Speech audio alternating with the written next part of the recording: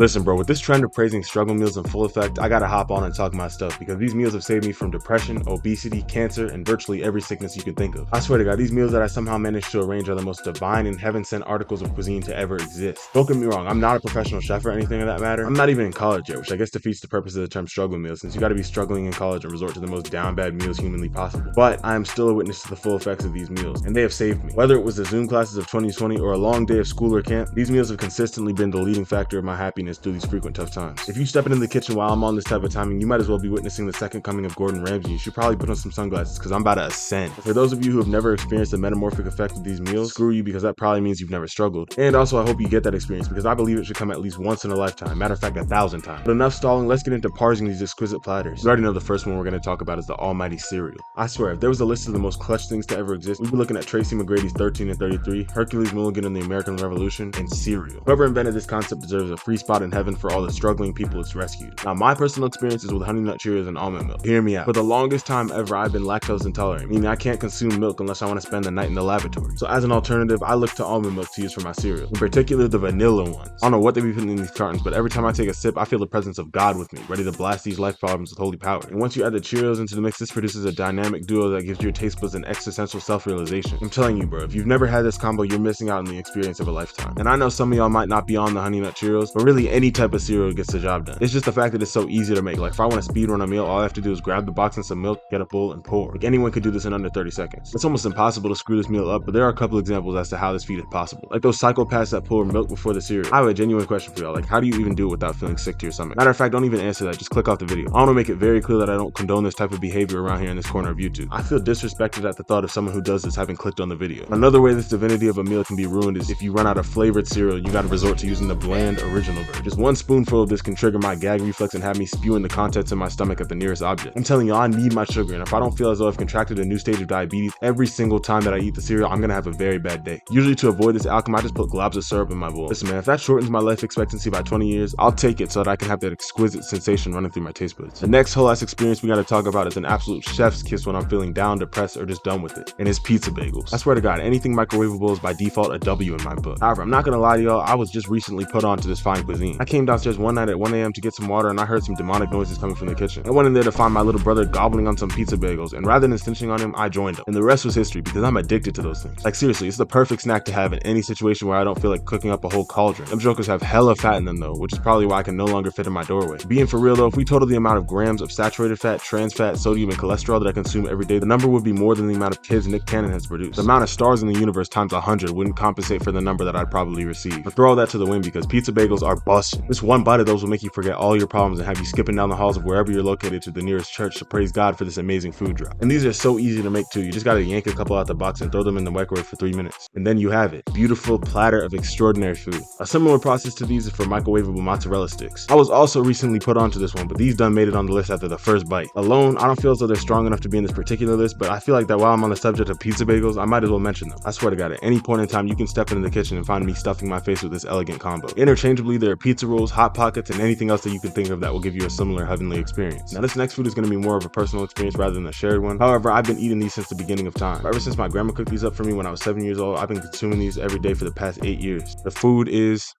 sandwiches. Not just any sandwiches though, raisin bread sandwiches. Now I know what y'all are thinking, I've heard it all from my lunch tables over the years. It sounds nasty, but I promise you one bite and it'll have you reflecting on every relationship and life choice that brought you here. I'm a vegetarian, meaning that I don't eat anything that used to move, which causes me to miss out on so much protein and good food. So let me construe the way I put together my sandwiches for y'all. You take 2 slices of raisin bread, toast it, and put a slice of cheese in the middle. The heat generated from the freshly toasted bread melts the cheese inside of the sandwich, causing the best explosion of warmth and comfort to ever be generated. Side note, I'm kind of noticing the unhealthy amounts of cheese I consume on a daily basis, and I'm gonna probably have to go to the ER at some point in this video because I taste test the things I talk about. But the food is an absolute divinity, and there are a few varieties to how you can eat it depending on the intensity of which you toast the bread. I used to prefer a more crispy, scratch that borderline burnt taste in my sandwiches. Like bro, I used to be satisfied only when I could hear every smoke detector in my house beeping in unison from all the global warming I just contributed by making my favorite snack. Bro, that bread was black. But recently, I've shifted into a more reasonable setting for my toasters so that I don't trigger the asthma of my great grandmother whenever she comes to visit. However you have it doesn't matter since you're still gonna walk out of the kitchen singing praises after consuming this excellence. Still gotta toast it though. Ribbon times where I've gone through an experimental phase in my life and tried to have the raisin bread without it being toasted. I swear, it was the soggiest, nastiest crap I've ever consumed in my life. Right up there with school lunch pizza, because it was that bad. I mean, the cheese isn't even melted. You're just eating it as a slice. Maybe I gotta get used to it though, because when the time comes for me to go to college, I'm not gonna be able to afford a toaster, and I'm gonna be sentenced to life without melted cheese. I never want to live that life. Side effects of the sandwich may include heart attacks and seizures, but that probably won't happen. Besides, it's just too good to care about whatever silly side effects it might have. Nothing, however, compares to the last meal I'm about to reveal to y'all.